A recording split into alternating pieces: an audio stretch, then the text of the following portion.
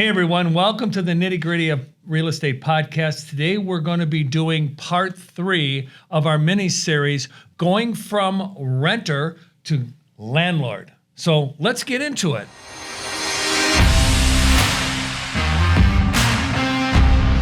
Hey everyone, Tom Krieger here from the Tom J. Krieger team over here at Keller Williams. Today I'm joined by Heather, our Chief of Staff, and Heather is going to help us with the responsibilities of home ownership. So this is part 3 of a 4-part mini-series. So Heather, let's get into it. Now, about 3 years ago, as a single woman, you bought your first home, correct? I did. Yeah, correct. And what drove you to, first of all, want to buy a home from being a renter?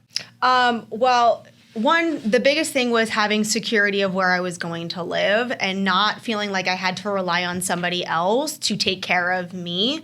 So homeownership was kind of the next step. Instead of having to rent and pay somebody else's mortgage, I figured why not buy an appreciating asset that I can use to move forward with my life and my passive income, because as I grow and get a family and get married and all that kind of stuff, I can use my current asset that I have to turn into a rental and move forward with making some passive income with my first big purchase in my life. Awesome. Well, great for you.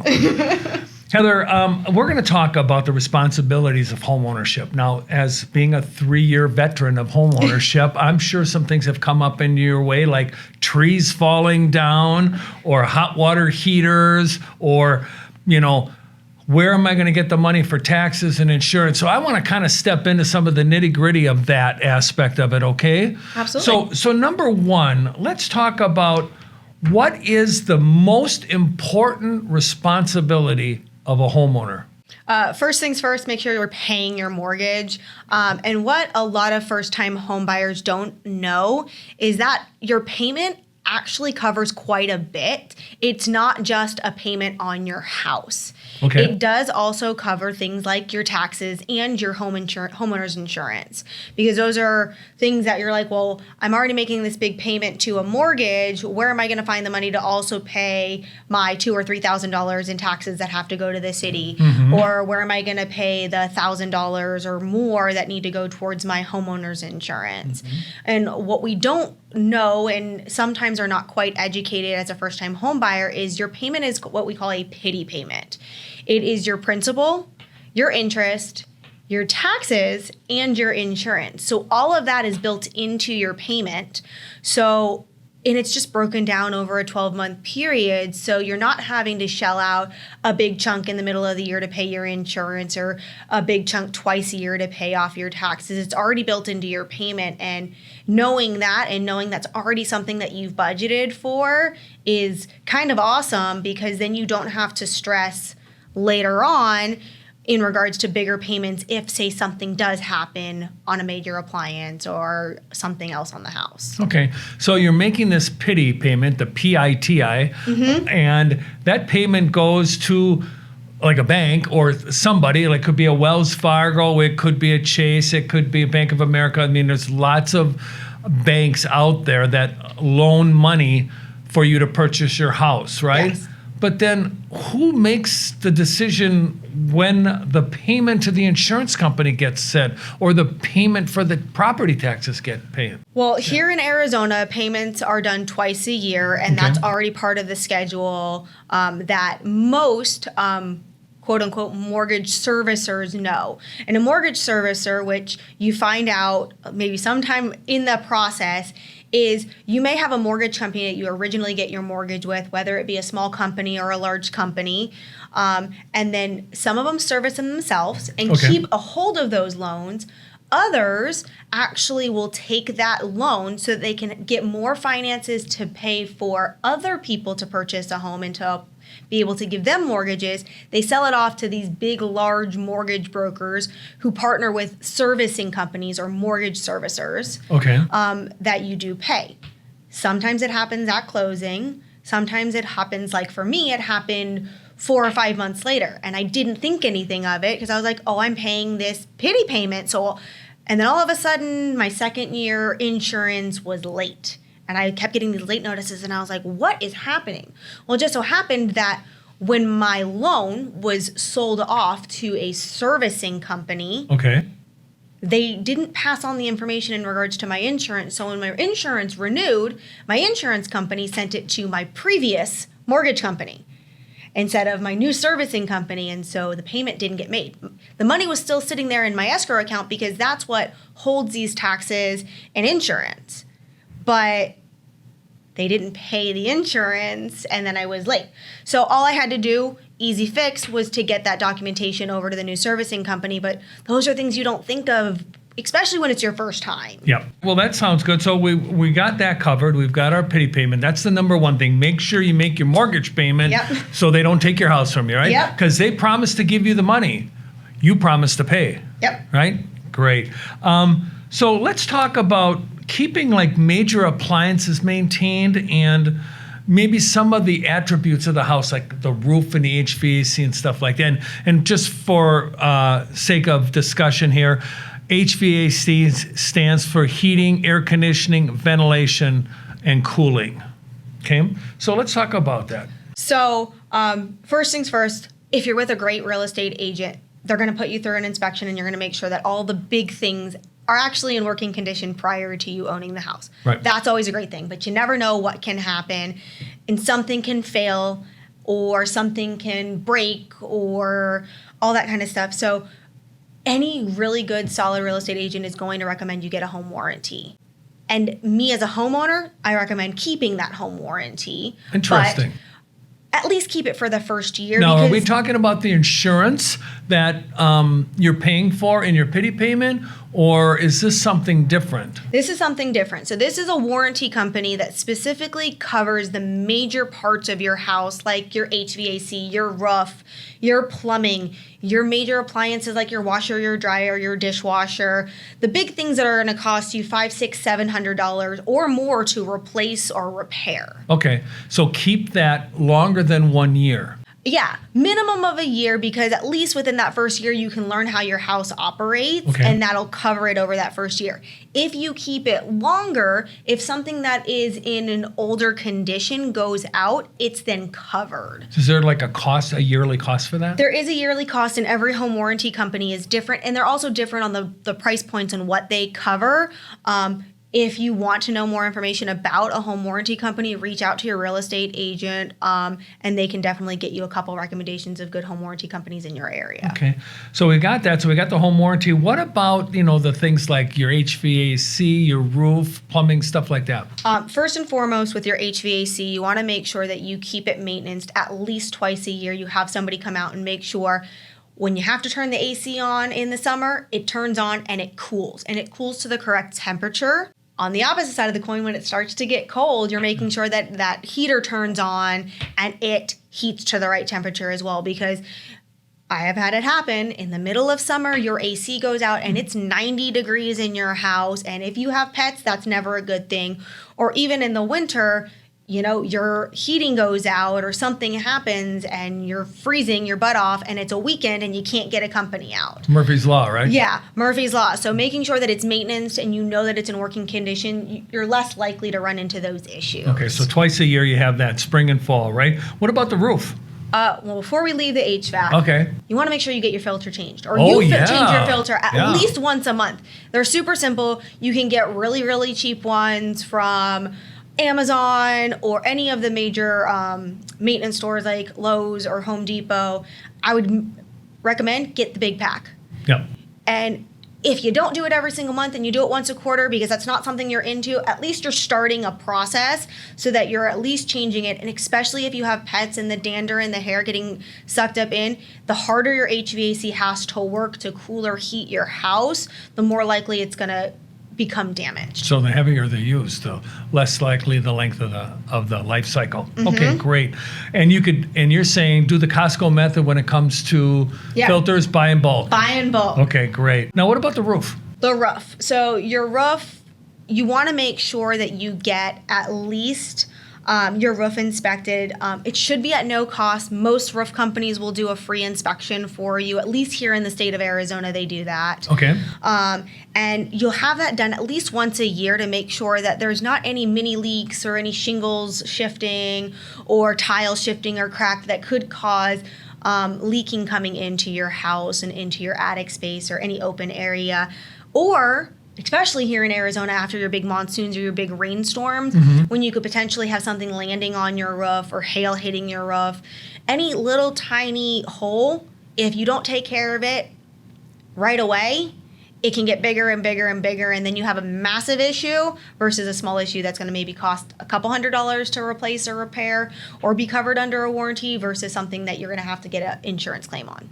Hey everyone, we want to interrupt this episode to let you know that we are a Keller Williams Southern Arizona franchise. We are also realtors practicing equal housing. Now let's get you back to the podcast. So about every 2 years have the roof inspected. For sure. Okay. What about like plumbing? If you notice a leak, check it out. If you notice slow draining, again, if you're a girl and you have long hair, the things that can clog a drain, you want to make sure you at least if you notice something wrong, don't ignore it. That's always been, my thing I've learned. The longer you ignore it, the worse it's going to become, and then it becomes a more expensive fix in the long run. Doesn't fix itself. No, unfortunately, it doesn't. What about washers and dryers? Washers and dryers, those are something we definitely use daily for me. Yes.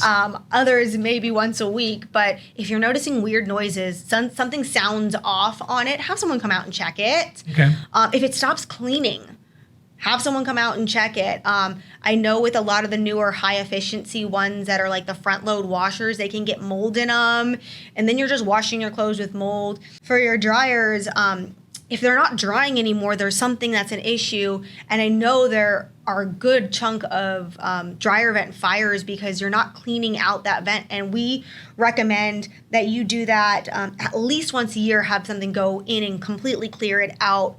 I'm lucky. My vent is really close to a wall that goes to the outside, so it's not like I have a ton of distance between. But you can still get a lot of buildup from your dryer vent, and that can cause a house fire, which is more damage than you really want to handle. Yeah. It has caused many house fire. What about your stove and your refrigerator and stuff like that? Again, just making sure, like your filters for your fridge, you want to make sure that those filters are changed and it's keeping at temperature and you're not leaking. If you do have one that, gives you the water and the ice and all that kind of stuff, you want to make sure that kind of stuff is not leaking and you're changing your filters. The newer ones kind of tell you when your stuff needs to be done, so it gives you that reminder. With our stove and our oven, you use it, and when you use it, it gets dirty. You can't keep it dirty. You've got to make sure you're doing the self-cleanings on it, and you're cleaning it out so that you don't have a potential fire if you're not making sure it's clean. What about, I've heard a lot of things about hot water heaters. They could be a pain and a nightmare. What should a new homeowner kind of do as a regular maintenance program on a hot water heater? Well, this is actually something I just learned. 3 years, and I'm still learning something new about my house. Wow. But you want to make sure you're draining your hot water heater at least once a year to keep it from building up any of the hard water on the inside of it so that it can continue to flow. I'm lucky my hot water heater is original from when the house was built in 98, and I have not seen any issues, but you got to keep it maintained for it to live as long as it should live, which for most appliances is a good chunk of years. It's typically not 1 or 2 years. They should be lasting at least 5-10 years nowadays. Yeah. So dishwasher, there's another appliance that comes to mind. Well, you also want to make sure, one, you're keeping it clean on the inside because of the food debris. And if it does stop cleaning or it starts yelling at you or beeping at you, because dishwashers nowadays, like our fridges, are electronic. There's a memory card in there. It kind of tells you when stuff should be done. If it stops working or beeps at you, or have somebody come out and check it. I actually last year had somebody come out and check mine because it stopped cleaning and it was beeping funky, and to find out that the drain sensor was bad and the motherboard was bad. And I luckily keep a home warranty, so it only cost me whatever the drive fee was to have a home warranty company come out and get that fixed. Okay, so there's where the home warranty paid for itself. Absolutely, 100%. All right, great. Instead of having to replace my dishwasher for $500 or whatever, I just paid for a home warranty. All right, well, as we're moving on, let's talk about outside the house. We've talked about a lot of things on the inside of the house. What about the exterior of the home? What should a new homeowner be aware of and keep an eye on? Your larger plants, your trees, your shrubs, your bushes, anything that may potentially climb up your house or attach to the outside of your home, because there are some climbing plants that are out there that are naturally occurring, like cat's claw, that will climb up and cause damage to your stucco or to the wood siding on your house. Trees are a big thing, making sure that they are maintained and trimmed back away from your house. I recently had an issue with a large mesquite in the front of my house that started getting mistletoe in it, and we ended up having to completely cut it down. As gorgeous as it was, it ended up needing to come down because to maintain it was harder than just taking it out. What about the proximity of the trees to the home and the foundation and that? You definitely want to make sure that you're keeping an eye, especially with root systems. They can cause lifting underneath things like sidewalks and driveways. If they are not maintained, the branches going over a roof and potentially falling after a big storm or during a big storm, or a lightning strike causing a breakage, that landing on your roof may be potentially causing roof damage, which is going to be more expensive. So really, it's trying to take the finances in advance. If you see something happening and you can maintain it and keep it from causing a bigger issue, that's where you want to make sure you're keeping an eye preventive on it. maintenance. Preventative maintenance. And then what about like bugs? You hear a lot of, and don't take this the wrong way, but a lot of women are like, there's spiders in this. Although I know a lot of men that feel the same way too. It isn't, related to the sexes. Yeah, absolutely. There's I call them critter catchers, but there are pest control companies out there that will do yearly pest control for a house, making sure that you're doing at least yourself if you're not paying for a pest company to come out once a month and spray and check. Walking around and making sure any openings that lead into an attic or an open space into your home are covered and secured so that you don't have critters of some sort climbing in and making a house out of your attic. Or underneath your house or in your garage. And then here in Arizona, I learned that termites are a big thing here. And they're not like the termites we had in Florida, because I'm originally from Florida. They're a different type of termite. And they say it's not if you have termites, it's when you have termites. And here in Arizona, we definitely recommend at least having a termite inspection quarterly if you can, because it all depends on, when you're going to get them, and if you can keep the longer you have them without knowing you have them, the more damage they cause. And the other piece of that is making sure that you don't have standing water around your house where, you have wood to ground or anything like that, or any dry rot from other wood to ground stuff, or having a tree or something that's close to your house, because if there's wood really close to your house, there's it gives them that access in. Okay. So the water, you keep the water away. You have proper drainage, not reverse drainage. Correct. Okay. What about pools? 'Cause, we're kind of here in a state that it gets a little warm. A little bit. Yeah. So what about pools? So it's always recommended to have your pool company come out and do at least a monthly treatment. If that's not something, if you're not going to keep your chemicals maintained yourself and you're not well versed at it, have a company do it. It's typically not more than $25 a month to have a company come out and skim your pool and put the chemicals in for you, and making sure that those chemicals aren't causing damage to your plaster, your tile, or your equipment, because that equipment can be really, really expensive to replace if it needs to be replaced. And then making sure you at least have somebody coming out twice a year to ensure that you're not having any leaks and you don't have any issues. The way your water sits in your pool during the winter season versus the summer season are very two different temperatures, and it can cause issues with your equipment if you don't keep it maintained, or at least your chemicals maintained at a really high level. Okay, so have a professional come out twice a year. At least. All right. What about garage doors? So garage doors, the biggest thing with garage doors is the safety pieces of them. The safety pieces of them, if you're not keeping your garage door maintained and those safety things that are in place to make sure that a garage door doesn't fall on your car or your kid or your dog or you. You got to make sure that those are things. So have somebody come out at least once a year and just make sure that those safety measures, that sensor down at the bottom or whatever you have, that makes sure that if something walks in front of it, it's going to stop the garage door from coming down on top of somebody. Make sure those are maintained. Okay, great. And what about we talk about just about everything. What about the electrics, The electric is the one thing that you don't think about until you have to think about it because Yeah. the power is gone out. But that panel that is outside of your house, you need to make sure is in working order. We recommend having somebody come out at least once every 5 years to make sure that that panel is high functioning. Okay. Because if it's not high functioning and it's causing trips consistently, imagine you not being home and it trips, and it not just trips, it sparks something because something else electrical is incorrect in your house. House fire, bigger issue than you really want to handle. Yeah. So I'm going to add a little bit to that.